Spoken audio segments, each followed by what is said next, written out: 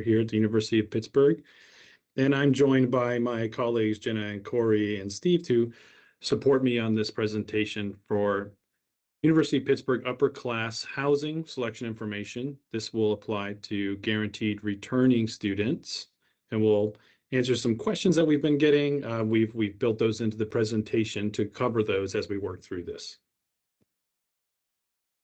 All right, so here's an overview of what we're going to be covering. We're going to touch on lottery numbers and our point system, how that works. We'll also be looking at our application process and deadlines. This will include the retention process. This will not be applicable to first year only buildings, which I'll go into more detail in just a few moments. We'll also show you what submitting a sweep bid entails. We'll share an overview of buildings by group size and what they can accommodate. We'll talk about general room selection in that process and upcoming housing information sessions in December and January. And we'll also share some resources that are available through other departments on campus. And finally, we'll share some frequently asked questions that we built out from pre-submitted questions from those of you who registered and also submitted questions. We built them around those. All right, so to start, what is a lottery number or housing selection number, as it's also sometimes called? So these are randomly generated between 1 and 8,500, with the lowest, like 1 being the best.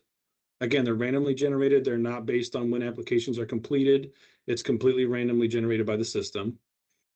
And we do give a lottery number to all guaranteed rising juniors and sophomores. So first years now will be rising sophomores, and sophomores now will be rising juniors. They'll all be assigned a lottery number. For sweep bids, the best lottery number of the group is used. And for general room selection, the lottery number is used to designate the day and time that you select. So that lower that number, the earlier you get to select your slot, your space, your bed space in the general room selection process. Some items of note is that you do not have to pay your housing deposit to view your lottery number. You can view it without having to pay that deposit. And if you're a guaranteed student with the lottery number, you are guaranteed a spot on campus, as long as you pay your housing deposit and complete your housing application before January 20th, 2026. And we'll go over this time limit of events in the next slide.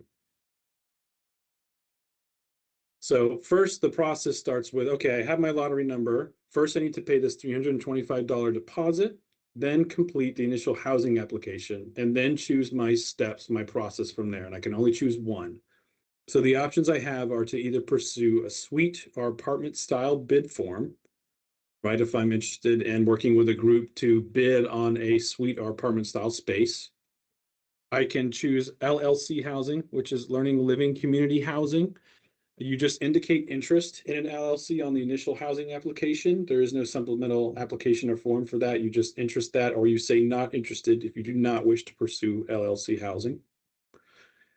You can also complete the retention form if you're not in a solely first year building. And also keep in mind that this is subject to change. This could change. Some buildings that are currently first year only could become designated upper class housing, which we'll be keeping you all informed with via emails that develops. You can also pursue general room selection, or you can apply to be an RA, or if you're interested in sorority or fraternity, you can pursue Greek life. Again, it's one of those options for pursuing housing as a guaranteed returning student. So what that looks like in terms of timeline is in December, we plan to open up the application in the housing deposit portal through our housing system. So students will be able to log in. We'll send everyone an email, let them know that it's ready. They'll be able to log in, pay that housing deposit, and start and complete the housing application. So they'll have all through winter break and then some time when they return to complete that application, get it submitted. They have until January 20th, 2026. So that is new this year. So that's why it's highlighted in red to underscore the importance of that date. Because if you do not apply, complete your application by that date, you do risk losing your guarantee. And once you lose your housing guarantee, you cannot get it back. Once it's lost for good. So on January 20th, that's the deadline for the housing application. Also the deadline to complete the retention form if you're in an eligible building, which I'll explain in just a moment. It's also your deadline to complete a suite or apartment bid. So all three of those fall on that January 20th deadline. Then a week later, on January 27th, room retention will occur. That's where, if you're in a retention group, your group leader will log into the housing system and select the room that you're retaining. On February 10th, if you're doing an apartment suite or apartment bid, the winners will be posted February 10th. We typically post a printed copy on the windows in front of Panther Central, and we post an electronic version online through the Panther Central website. So you'll have both those options to view with the bid winners. Then suite and apartment selection will occur between February 17th to the 19th. And then if you chose not to pursue those options, you will move to general room selection. Or if you submitted a suite or apartment bid but did not win a bid, you will move to general room selection. Juniors go first, sorted by their lottery number. They go at the beginning of March, and then sophomores will go after spring break, the 17th through 19th. And then this important date at the end, April 1st, is the last day to apply to terminate your application for any reason and get your housing deposit back. After that April 1st date, students may only apply for qualified reasons to get their housing deposit back, such as leaving for a university-approved co-op or a study abroad program or military service, things of that nature, documented medical reasons. So to retain, if you're in a space and it's eligible to retain to keep as a rising sophomore or rising junior, here's the things that need to happen. So at least 50% of the current residents must retain the space. So imagine it's a group of 4, 2 of them must be staying. If the other 2, they may be leaving the university or moving off campus. But those students that are looking to retain, they are responsible for finding new students to fill those vacancies, to fill the gaps. So anyone from that group that's retaining is leaving. The students wanting to retain need to fill those students, replace them. We will not replace them for them. Retention form has to be completed by that January 20th deadline. And students residing in an all first year building will not be eligible to retain. 2 examples of that are Nordenberg and Tower A. Those 2 buildings are first year only, so you will not be able to retain buildings like that. So, and the group leader must access the housing portal to retain the space a week after the application's due on January 27th. So here's a look at the buildings that will be available for retention. You can see there's a good amount of apartment styles available, but also there'll be some singles and doubles available to retain in Lothrop Hall, Tower C, Cormac. Those 2 buildings, the Bridge on Forbes and the Strand with the asterisks to the right of them, those are 3-term commitments. That's the important differentiating factor with those 2 buildings, is that both those you're also committing to live there on this in the summer term as well. So the Bridge on Forbes and the Strand, both those you're agreeing to spring, fall, and summer. So that's something to be aware of with, again, the Bridge on Forbes and the Strand. So we see this a lot. If students are planning on terminating for the summer in those buildings just because they're decided they're not staying for summer classes, then that won't be a reason for their termination to be approved. So they are committing to stay the 3 terms. And again, this is subject to change, where some other buildings will be available for retention. They will be communicated when the retention form goes live. So again, this could change. There could be some buildings that are first year only now that will turn into upper class buildings, but we will communicate that out as that gets finalized. Another important thing of note is with Lothrop and Tower C, some floors in those buildings are first year floors. Those could get moved as well. So if you are approved to retain in Lothrop or Tower C, you could be allowed to retain in the building, but you may have to move rooms or floors. That could also happen with Lothrop and Tower C. So the process of how the suite and apartment style bids work is that you choose your group size first. So between 1 to 7 members, you designate 1 student as the group leader. And this does not have to be the person with the best lottery number, because the system automatically pulls the best lottery number from the group. You want this to be the group leader to be the person who's the most responsible, most dependable, because they're the one that has to go in and make the selections and finalize it for all the students. So the group leader has to invite all the members and has to also make sure that all the members have accepted the invitations, like in step 4. So if the Any invitations are not accepted, those students were not valid parts of the group. So that is something that the group leader needs to be aware of, that they're making sure that all students that received an invitation do accept it, that it says that they're a member, not that they're just an invited student. Then the bid's complete. Then housing, we will sort through all the bids submitted, and this is where we use the lottery number, but also the points system, which I haven't mentioned yet, but I will show a table on the next slide that will give you a better idea of how that works along with the lottery number to rank the bids. So then again, we post the bid winners February 10th online and outside Panther Central. And then the suite apartment style selection occurs February 17th through 19th. So an important thing where some students get confused about these bids is that they think they're bidding on a specific building, like Ruskin, for example, but you're not. You're actually bidding on a group size. So if you're making a bid with 3 students total, that's what you're bidding on. You're bidding on 3 person size suites or apartments, which I'll show you. So how the point system works is it factors in the class of the students in the group as well as the lottery number. So looking at the scenario with one group, group 1 of all rising sophomores, which each sophomore gets 2 points, and group 2 is a mixed group of sophomores and a junior. Sophomores get 2 points, junior gets 3 points, and a third group, which is all rising juniors, where they all get 3 points. So first we sort by the points and then the lottery numbers among that. So group 3 would actually be ranked first, and they would be first on that bid selection, the bid suite that they're doing for the apartment style bid. So their lottery number, even though the best lottery number is kind of on the higher end, not as good with 5,000, they would still select before all the 8-point, 7-point, 6-point groups, right? With them being 9. But any students in the 9-point groups with a lottery number that's smaller or better than, or closer to 1, they would get to select before this group here, group 3. So that's how it's ranked. So it's by all the points, then the lottery numbers. So that's how that works with the suite and apartment bid winners. That's how they're sorted by housing.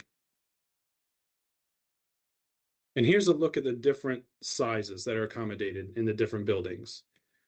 So we don't have many one person apartments, suites available. There's just a handful in Center Plaza and Ruskin. But then we have more options when it goes into two people groups, 3 person groups. We also have a group here of 3 term, right? Remember we mentioned earlier the Strand and the Bridge. You're also coming to the summer semester, but there are 3 person groups spaces available in there. 4 person spaces available in Bouquet, Center Plaza.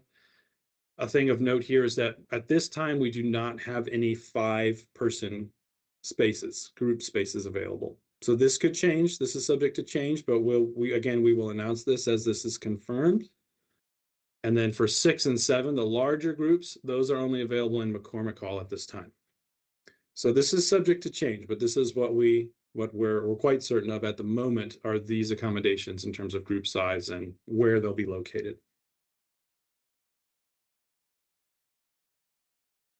All right. So if you don't move forward, if you decide not to pursue the suite or apartment bid, right, or you don't win a bid, you move to general room selection or GRS. So again, this is if you didn't win a bid or you weren't interested, you proceed to this.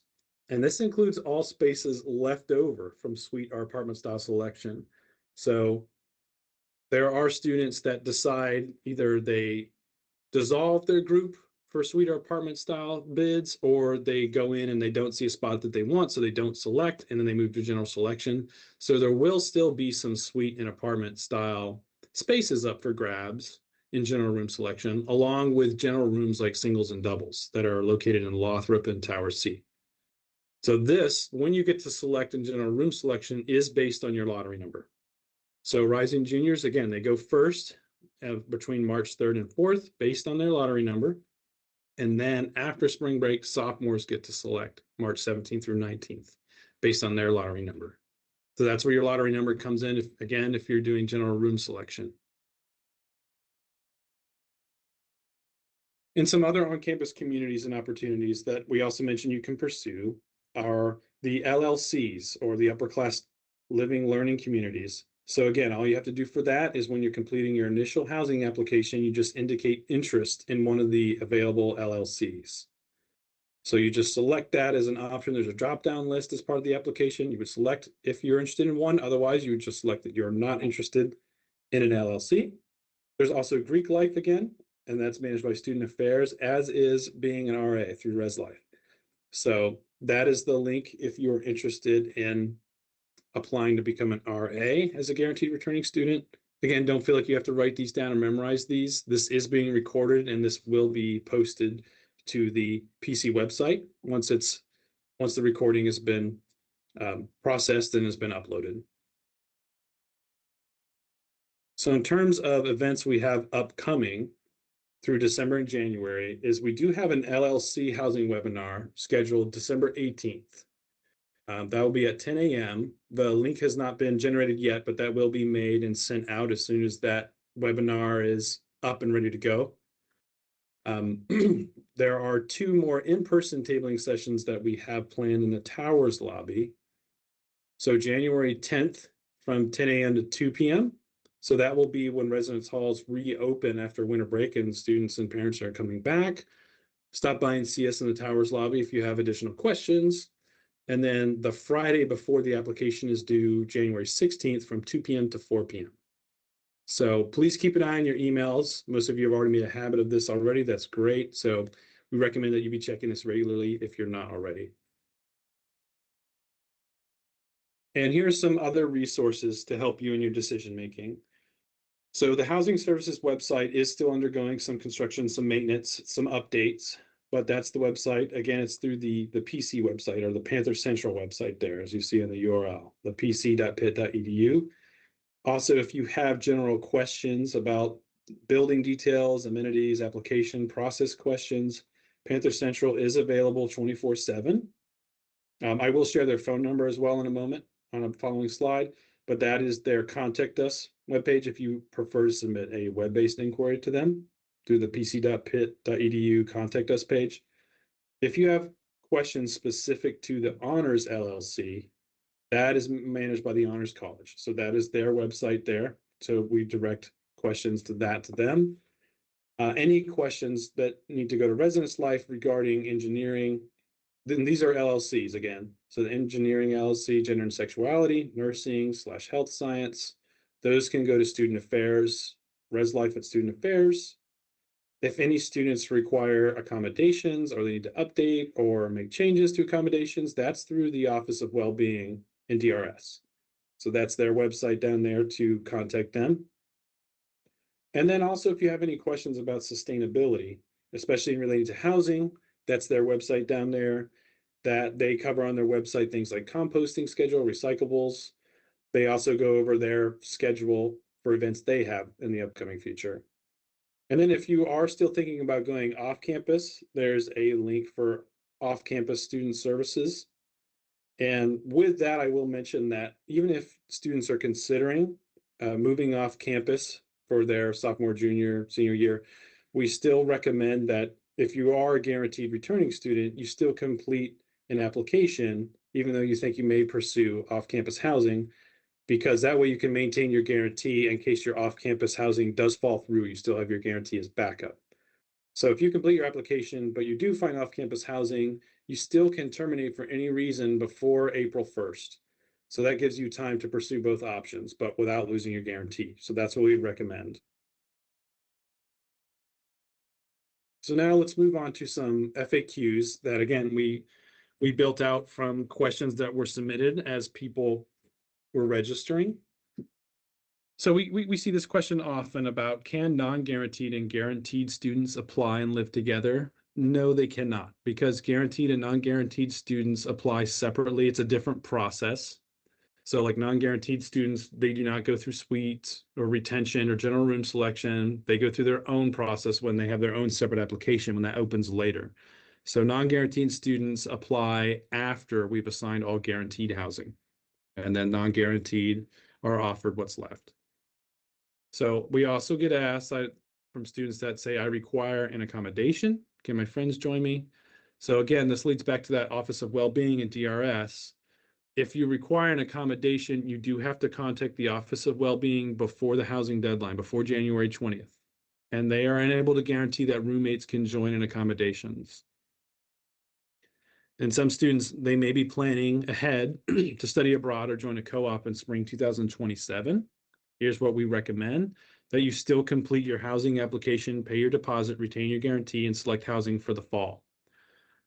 And then if you find out in the fall you're certain you're not coming back for spring 2027, you apply to terminate your spring housing during the fall semester. So before December 1st, next fall, you would apply, hey, I'm going off campus in the spring. I need to terminate my spring housing only.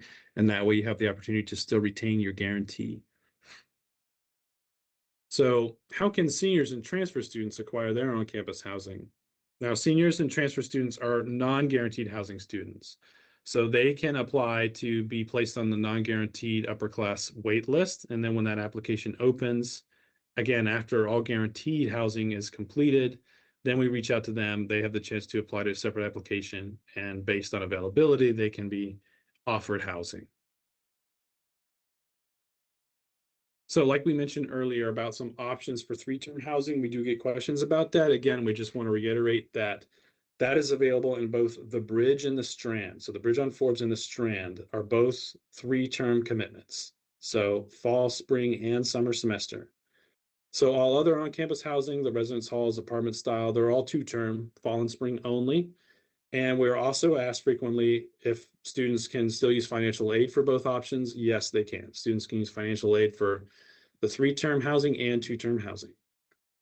And frequently also asked, what are our chances, or what are my chances of getting this whichever space housing? Like, what are my chances of getting a single apartment? What are my chances of getting an apartment in Ruskin? So we are not able to calculate those chances of any student receiving a specific location because we have to consider the total number of students apply, students that retain.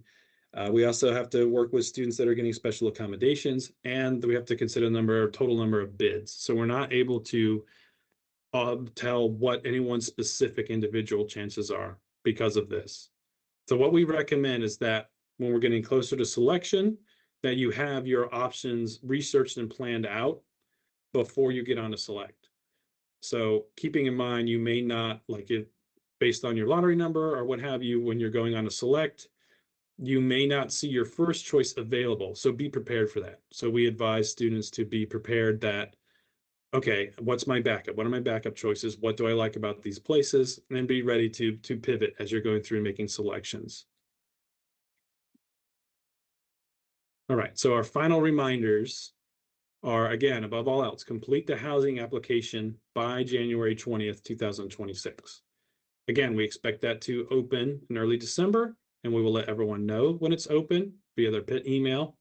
So keep an eye on that, right? That's why I put in number 3, check your PIT email daily. But again, if you have any questions, like specific questions specific to you, your situation, your student, that were not addressed in this presentation, please reach out to Panther Central.